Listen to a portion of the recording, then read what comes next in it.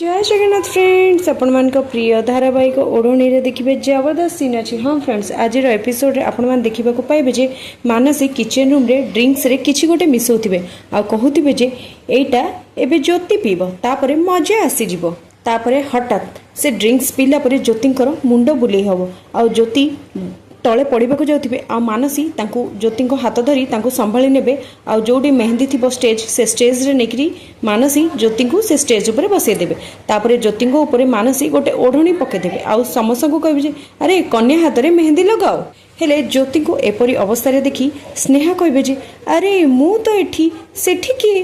तापर रुद्र भी एसबू देखी आश्चर्य हो रुद्र को सख्त झटका लगे।